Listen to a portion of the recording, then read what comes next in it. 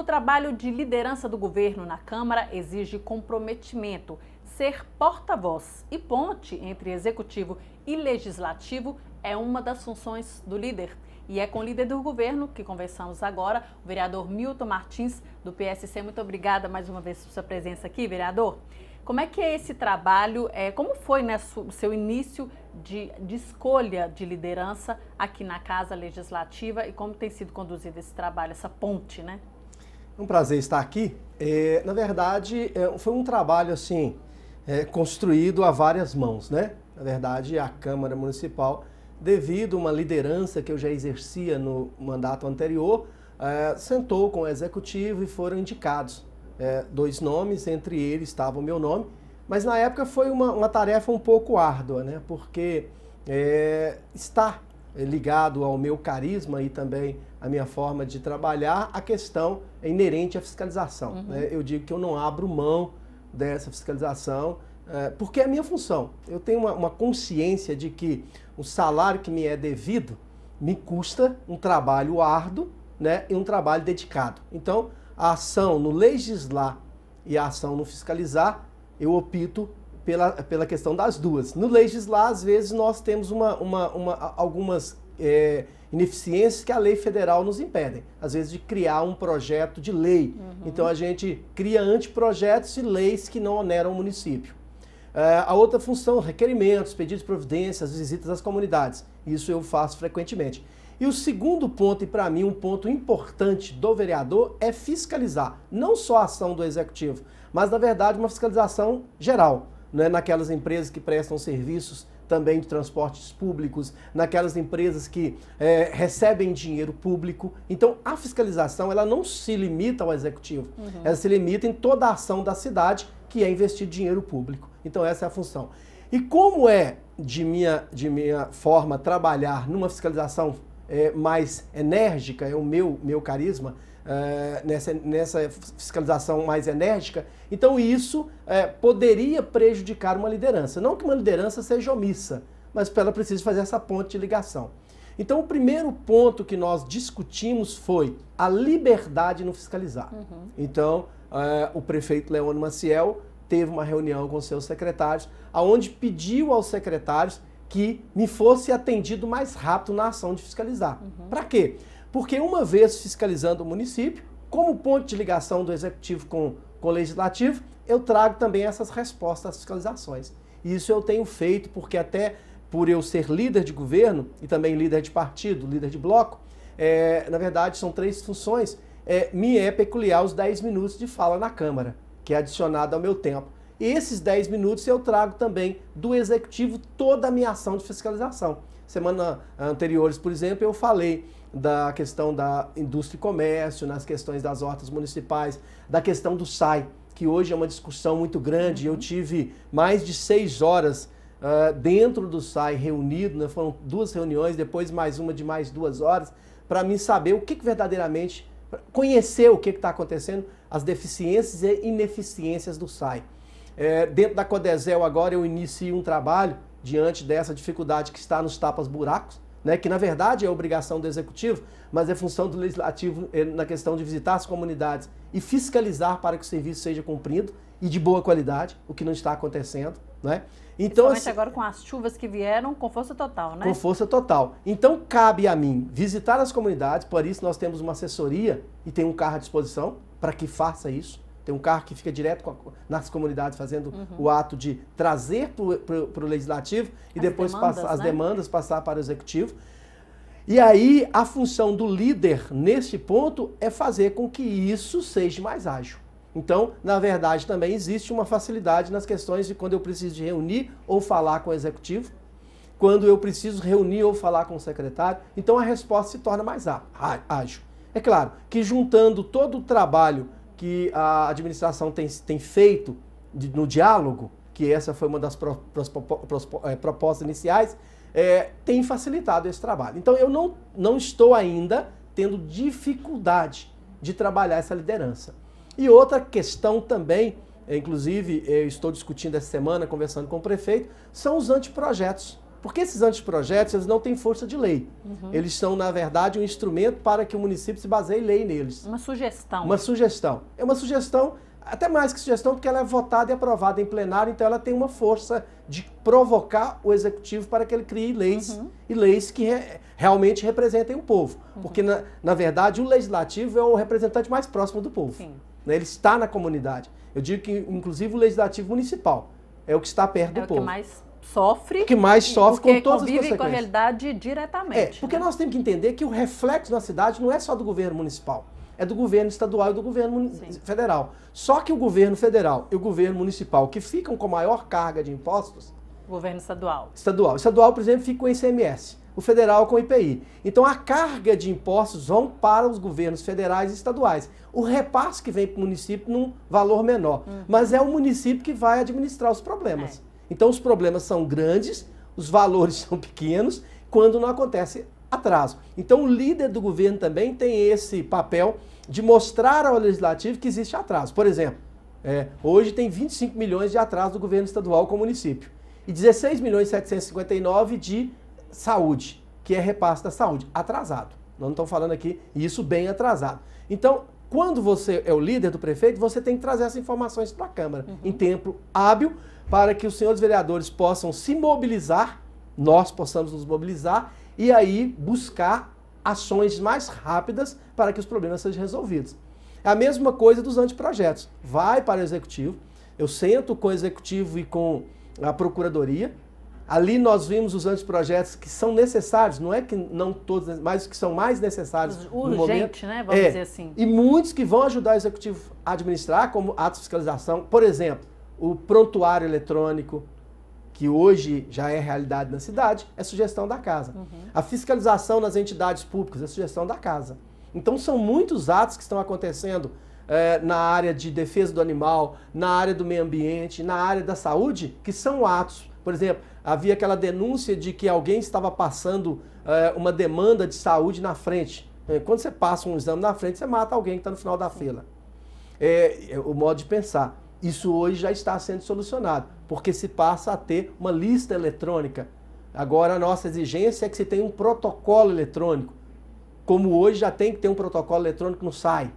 Então, assim, quando o legislativo, que muitas vezes, vale lembrar que as pessoas não veem isso que o legislativo está fazendo, todas essas ações que estão aí, que hoje são visíveis às Sete Lagoas, é ação do legislativo com a parceria, não é apoio, é bem parceria do executivo. E isso é o papel também do líder, além, é claro, do presidente da Câmara Municipal, que ele é o canal de ligação com a Câmara, mas por eu ser líder do prefeito no executivo, a gente tem sempre que sentar e rever o que é melhor para ambas as partes, sem prejudicar o ato de fiscalizar. Na verdade, o vereador faz aquele papel de formiguinha, né? De construção para que as coisas funcionem, né? Ajuda o executivo para que as coisas funcionem de forma, no mínimo, ideal, o mínimo ideal para que as pessoas, né, a população que paga, logicamente, os impostos tenha saúde, transporte, saneamento, né? Vereador, a gente vai rapidinho para o intervalo, vamos voltar então voltando essa questão do anteprojeto que você mencionou aqui, conversou, e também a questão do SAI, que já veio aqui na casa para discutir o que está acontecendo na cidade. E foi convocação nossa. Exatamente, daqui a pouquinho.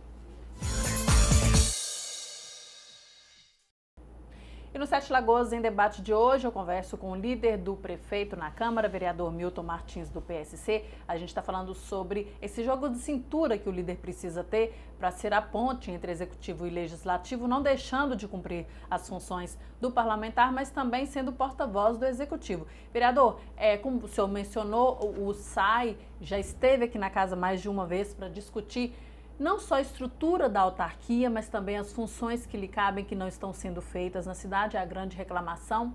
Inclusive foi ventilada a possibilidade de acabar com o SAI, né? Isso foi já discutido. Como é que o senhor avalia essas opções, né? Essas sugestões e o que de fato precisa ser feito aqui, já que já foi amplamente discutido? Na verdade, nós convocamos ou convidamos, a primeiro passo é um convite. Vários secretários nessa casa, na minha conversa com o prefeito, eu disse, quando o secretário aceita tranquilamente o convite, ele vem, debate conosco, mostra os acertos, os erros, e nós estamos aqui para ajudá-los. É uma parceria. Quando ele não aceita o convite, parte para uma convocação. essa convocação, ele tem a obrigação de vir e prestar os esclarecimentos. Então a gente pode dizer que todos até hoje aceitaram o convite, e alguns até se colocaram à disposição para convidá-los. Porque quando há um desenvolvimento bom num trabalho, na verdade, o que ele está fazendo? Divulgando o trabalho do governo. Dando satisfação, né? E valorizando também o executivo. Né? Porque o executivo, como ele que executa, ele arrecada o imposto e faz a execução. Então, quando nós trouxemos o SAI, houve aquela discussão verdadeiramente falando de venda do SAI. Extingue a autarquia ou não? Eu, particularmente, sou defensor do SAI quando ele é bem administrado. Você lembra que nós falamos do excessivo contratação de funcionário, que, resumindo, é um cabide de emprego. Então, isso está sendo feito uma mudança. Até na minha fala eu disse que nós só poderíamos falar de algum aporte financeiro para o SAI a partir do momento que, em contrapartida, o SAI fizesse também o seu despadrinhamento de vários dos seus funcionários. Isso é necessário. Porque se tem um apadrinhamento político, a autarquia não funciona. Porque nós precisamos de profissionais. É claro que é inerente uma indicação do profissional. Né? Se você está aqui na Câmara, porque você é um excelente repórter, nós temos que ter o melhor. Não pode ser, desculpe a palavra, meia boca. E às vezes ficavam indicações políticas, não tira daqui não porque é padrinhado meu. Não, isso precisa ficar bem claro e o prefeito isso no início. Se a pessoa contratada por indicação não trabalhar, ela tem que ser demitida. Então isso para mim é fato. Então a gente viu isso com o SAI, apresentaram sim alguns números para demissões, a gente está aguardando o desfindar dessa história, para que se faça uma reestruturação do SAI. Aí ela se torna viável. Outra coisa é a questão da prestação de serviço do SAI. Eu disse aqui na casa que o SAI não presta serviço. Ele presta serviço no tapa-buraco. Mas é porque ele abriu. Ele vende água. Nós temos que ter uma ideia de uma empresa que comercializa a água para que ela possa vender água de qualidade e para que ela possa também cumprir. Né? Você chega na rua, por exemplo, ela contrata uma Codesel vai lá e coloca uma porcaria de um asfalto, daqui a pouco está afundando. Pois é, essa relação é dessa forma, o SAI é que contrata o serviço? O SAI é que faz a licitação de empresas. A Codesel, na verdade, ela deu o menor preço, mas, desculpe a sinceridade, fez um péssimo serviço. Nós temos uma denúncia aqui, daqui a pouco eu vou convocar a Codesel para vir essa casa, num primeiro convite, para explicar do asfalto que ela fez aqui na região central, que está trincando, está soltando. Ela tem que ter responsabilidade no que ela faz. E alguns afundamentos que estão acontecendo, porque não se pode fazer um recapeamento sem fazer as devidas bases. E nós estamos vendo o trabalho mal feito. Então, é responsabilidade do SAI, porque foi o SAI que contratou. Mas é responsabilidade da Codesel, porque ela executou. Então, assim, nós temos que ver. Isso é minha função de cobrar. Está entendendo que, como líder, eu não estou abrindo mão da minha função de fiscalizar. Agora, ele tem que vir e prestar a conta. Se não está mal feito, tem que refazer. Então, é a mesma relação de qualquer empreiteira, tem que ser da Codesel. Então, são essas questões. Por exemplo, nós temos aqui outra CPI da Turi, que terminou agora o primeiro processo. Não vou pedir no final do ano, para final de ano. Não vai conseguir ter eficiência. Mas retorno em fevereiro, início de fevereiro, nós estamos pedindo a segunda fase da CPI, porque precisa apurar o transporte. Você está entendendo aqui que nós pegamos a autarquia, pegamos uma autarquia do SAI, pegamos uma prestadora do SAI, pegamos o executivo e a prestadora de serviço de transporte. Então, o trabalho que a gente tem, eu, o vereador, com o meu gabinete, nós temos uma pessoa, para você entender, né, que todo gabinete tem, que visita a comunidade. Você tem o outro assessor que cuida da parte inerente aos requerimentos, outro que está ali coordenando todo o trabalho. Então você tem uma equipe. Se você tem uma equipe, ela tem que trabalhar. E para trabalhar, você tem que mostrar esse ato de fiscalizar, esse ato de estar próximo da comunidade, esse ato de verificar as licitações que estão acontecendo no município, como nós questionamos a licitação da Turi, como nós questionamos as licitações de merenda escolar. Essa é a função nossa, não é? Então, ontem até nós tivemos aí uma reunião com o Observatório, que é um órgão independente que fiscaliza. Mas a Câmara tem a função de fiscalizar e dar satisfação para esses órgãos e para a sociedade. Então, a Câmara, eu me fascino, na verdade, é fascinante para mim trabalhar o ato de fiscalizar. Ninguém gosta do fiscal. Na verdade, não era para ninguém gostar da figura política, porque ele é um fiscal, como fiscal do Imposto de Renda, como fiscal da Receita Federal, como fiscal do Estado. Ele é um fiscal. É a função dele fiscalizar. Mas, na verdade, quando a gente abre mão desse ato de fiscalizar, a gente fica, como diz o outro, né? Submisso numa função única de legislar. Então, acho que isso não é bom para o município. Eu acredito que a fiscalização, ela dá uma dignidade maior para que você possa se aproximar mais da população. Porque na população ela quer fiscais. Ela quer pessoas que saibam onde o dinheiro dela está usando. Né? O porta-voz, uma pessoa que possa levar os anseios e que eles sejam realmente respondidos. As demandas, né? porque na verdade ele paga o imposto para isso. Sim. Então, vamos entender que tudo é pago. Às vezes a gente até fala assim, por exemplo, o salário do vereador é eu que pago. Na verdade, o salário do vereador é ele que paga, mas o vereador também é que paga o funcionário, o vereador é que paga quando ele compra no comércio o salário do comércio, né? É ele que paga o salário do dentista quando ele vai no dentista, seja como vereador ou como comerciante. Na verdade, todos nós pagamos o salário de todos. Assim é o capitalismo. Né? Quando eu vou num dentário, eu pago o salário dele e da família dele. Quando eu vou num comércio, eu pago o salário do comerciante e da família dele. E quando eu exerço a minha função de fiscalizar, a população paga o meu salário. Então é uma troca de pagamento. Se cada um cumprir bem, o comerciante o seu trabalho, o meu trabalho de fiscalizar e legislar, o executivo o trabalho de executar o trabalho, as demandas que o legislativo passou, nós vamos ter. Então essa é a função do líder, trazer para casa essas demandas, discutir esses projetos que vêm do executivo com mais agilidade, é o que está acontecendo, para que cada projeto, se travado aqui, ele é maléfico para a população, mas também se ele vier do executivo e ele for maléfico, aí sim ele deve ser devolvido. Então, o líder tem essa função de discutir isso, estar mais próximo do prefeito. E até mesmo dizer, prefeito, esse projeto aqui não é bom, antes que ele chegue na Câmara para ele não ser derrubado. E também é garantir a integridade. Tem comissões que fazem avaliações desses projetos. É outro também, ponto né? que as pessoas precisam entender. Aqui nós não ficamos à toa. Sim. Às vezes é falado de Facebook, político não ganha, eu trabalho muito. Eu trabalho bem mais do que quando eu trabalhava como aquecedor solar. Porque eu tinha descanso na segunda e no domingo. Hoje você não tem. Você é político 24 horas, você é vereador 24 horas.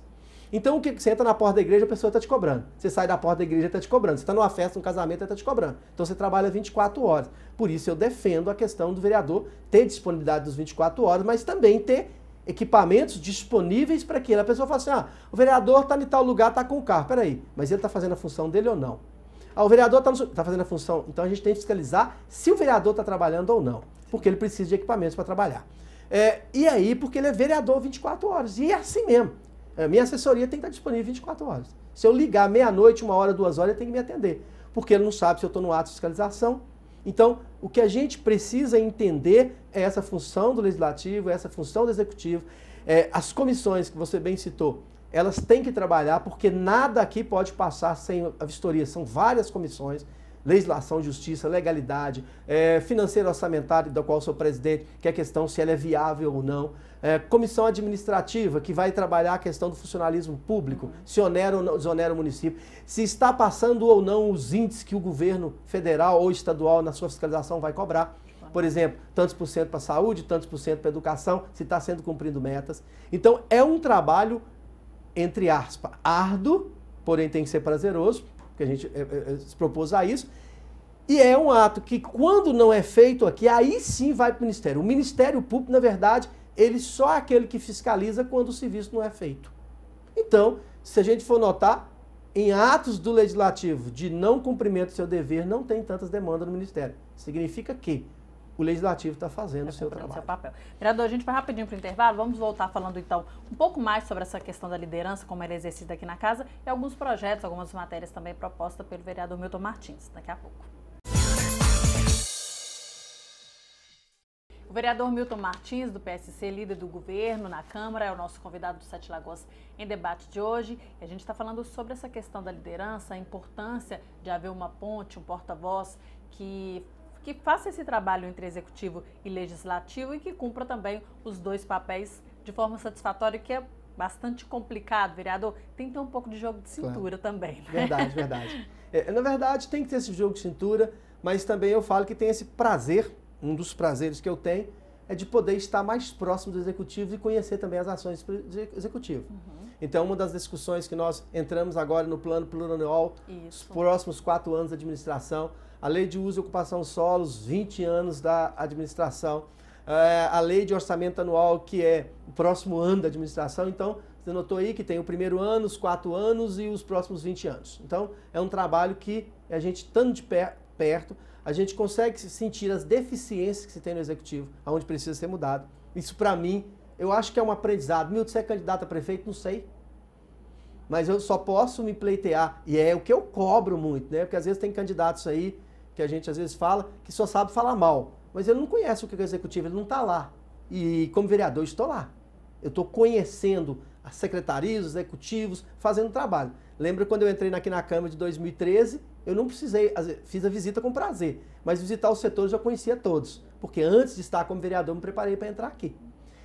Essas discussões que acontecem de LDO, às vezes a gente não vê pré-candidatos a deputados, a gente não vê pré-candidatos a prefeito nas discussões. Então eles não aparecem aqui. Como que você quer conhecer uma lei de direcionamento orçamentário de 4, 20 anos se você não discute? A lei de ocupação, não vi um pré-candidato. É muito fácil criticar, mas não está aqui. Então a gente cobra. Se a pessoa pleiteia o cargo político, ele tem que participar da vida política pública e conhecer, porque um dia ele pode estar naquele local.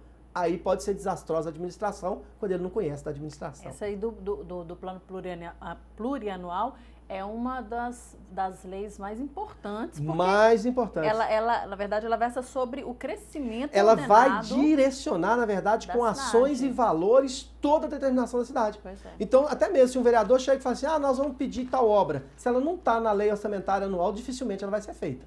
Ela tem que ter uma ação planejada nos 4 anos. Então, quando eu conheço o plano, por exemplo, eu posso falar que eu conheço ele na íntegra, então eu posso saber o que vai ser realidade ou não. Se não, é só promessa política, né? Até politicagem. E essa lei agora também de parcelamento, né? O uso e ocupação do solo. O uso e ocupação de solo, que vai definir toda a parte imobiliária, empresarial, comercial de Sete Lagoas e habitacional, né? Então, isso é importantíssimo. Quanto à questão de projetos, hoje me parece que a casa está na faixa dos seus 6 mil e tantos projetos. Lembrando, 17 vereadores, eu estou com 1.500 e poucos ações parlamentares. Então, em um ano de trabalho é muita coisa. Né? Então, se são 12 meses, 1.500. Então, para mim, é um trabalho gratificante. A equipe está trabalhando. A equipe está trabalhando muito. De projetos de leis e anteprojetos, aqui eu tenho vários destaques na área de ambiental, na área de saúde, né, que foi essa questão dessa fila da marcação de consulta, na área de animal, muitos projetos de proteção do dia são meu, na área de idosos, o dia do idoso foi do mandato passado. Foi discutido também na última semana a questão de jogar lixo, né, a questão da limpeza da cidade. O lixo zero. Nós temos também na área, na verdade eu tenho projetos e anteprojetos em todas as áreas. Na área do idoso, que são, inclusive, nos bancos que passam a ser obrigatórios, a colocar que ali há um respeito e um trabalho junto ao idoso, a adequação para o idoso, a adequação dos cadeirantes nos caixas eletrônicos. Né? Então, algumas dessas medidas estão sendo cumpridas. E são ações tão básicas, né, vereador? São ações... Pensar bem, a gente não sabe porque a gente não sente na pele, mas quando a gente... Uma vez eu vi uma reportagem nesse sentido, a pessoa utilizou a cadeira de roda para ela ver o quanto é difícil, por exemplo, andar numa cidade sem o acesso. Sem o mínimo de acesso. Outro problema que nós estamos aí, tem projeto que é os carros de sons, né, que desculpe a sinceridade, a gente fala em corrupção política, mas é corrupção da pessoa que coloca um som, às vezes que denigre imagem de mulheres. A gente fala tanto em respeitar as mulheres, mas quando a gente coloca uma música que chama a mulher de cachorra, que chama a mulher de vagabunda, que trata a mulher como coisa, será que isso não é um modo de refletir? Então, tem que ter proibição. A gente não tem que falar, não... Porque o bom senso aí é zero, o bom senso aí é zero. Então, tem que ter ações, tem projetos meus nessa área, porque é um desrespeito à mulher. Eu falo que a mulher não pode ser tratada como objeto. Nenhum idoso pode ser abandonado. Nenhuma pessoa deve ser tratada assim, né? Nenhuma pessoa, e principalmente quando a gente discute a valorização da mulher. Então, atos esses têm que estar em projetos de leis para que coíba. Né? Por exemplo, nas escolas, músicas pornográficas, isso também, nós acontecemos, às vezes, não aqui denigrando o funk, mas letras de música funk estavam em escolas, então são projetos. Quando a gente até proíbe que as crianças sejam tratadas, que ainda toda a psicologia entende que as crianças não estão formando ainda sua personalidade, elas estão em formação. Então, a não implantação, que é algo muito discutível, mas eu tenho que fazer a ideologia nas escolas infantis, ideologia de gênero. Essa foi uma das discussões nossas. E nós precisamos de ter responsabilidade e autoridade na hora de discutir o assunto. Porque o Estado, ele é laico, sim, mas ele precisa partir de um princípio que é inerente a Deus e a cada um de nós. Então, quando nós tomamos uma atitude, nós precisamos ter responsabilidade nela. E aí a gente precisa ter posição e postura, mesmo que não vá agradar a todo mundo. A questão aí de um projeto que vai ser discutido nesta casa, que é a identificação de veículos, né? A gente vê a TV Câmara, a gente vê outros carros já sendo identificados, a gente cobramos as empresas terceirizadas do município, já é lei, elas são obrigatórias, é um anteprojeto meu que veio como projeto de lei do município, já são obrigatórios de identificar. Antigamente todo mundo subia no posto, ninguém sabia qual era a empresa. Botava um caminhão na praça pública e nem sabia de quem que era o caminhão. Então tem que ser identificado que está prestando serviço para a prefeitura, os funcionários, os equipamentos utilizados. Também acho que nossos carros precisam ser identificados. Eu falo que identificação é interessante. Primeiro que a pessoa vai ficar sabendo que você está no bairro. Ou o vereador está aqui no bairro. Que bom que a população não vai dizer que o vereador não vem, só vem em época de eleição. Então, identificar e pilotar o carro do vereador é um serviço para a comunidade. Eu fico feliz quando o meu carro está rodando, que a pessoa fala, ó, tô lembrando, o vereador está passando aqui no bairro toda hora. O vereador está vindo aqui no bairro. Então, amanhã não pode me acusar de ir só na época de política. E às vezes, quando o veículo não é identificado, você não conhece um funcionário do gabinete, você não sabe que o carro é do gabinete. Então, para mim, é um serviço essencial na identificação de carros. Carro da saúde, carro do ministério, carro disso, não é? A gente não fica feliz quando o carro identificado vem da polícia? Você sabe que é o carro da polícia. Se é do SAMU, olha, tem algum vizinho que está passando mal, mas o SAMU está aqui presente. Então, esse é um dos projetos, uma da discussão do fim da verba de gabinete, que a gente reconhece, tem um projeto de lei, mas o requerimento na provocação desse projeto de lei foi de minha autoria, que se acabasse com a verba de gabinete. Por quê? Essa verba é legal, a gente estava usando ela na legalidade? Sim, mas ela passou a ser objeto de questionamento. E a gente não pode, na verdade, ficar à mercê. É claro que é necessário. E aí, a presidência tem que criar uma forma para aquilo que eu falei, instrumento de trabalho. Mas a verba de gabinete, quando ela passa a ser questionada e até de uma forma pejorativa, então a gente tem que sentar e discutir. Ah, mas no passado pagou. A realidade do Brasil no passado era outra.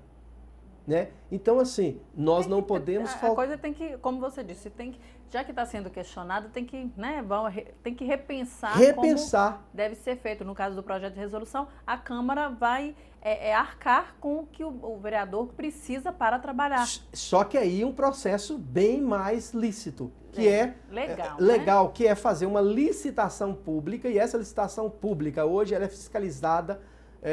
Ela né, pode ser um regime pregão, pode ser, ela fica mais barata. Então, assim, na verdade, uma readequação. Não é aqui falar em mascar, não. É colocar, e aí precisa entender, a Câmara tem um portal transparência. Exatamente. É o que nós estamos cobrando, é um projeto de lei meu, que passe a cobrar, porque já é lei federal, que passe a cobrar também das entidades públicas, né? Você sabe quanto movimenta no hospital, no Senhora das Graças?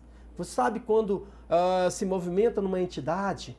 Por que ela não está pagando? Quando tem ajuda, né? Quando ela recebe a ajuda. Eu estou convidando hoje, por exemplo, porque não posso convocar, a Turi para vir prestar conta, porque diz que vão parcelar o 13º salário em 4 parcelas, enquanto estão comprando ônibus elétricos.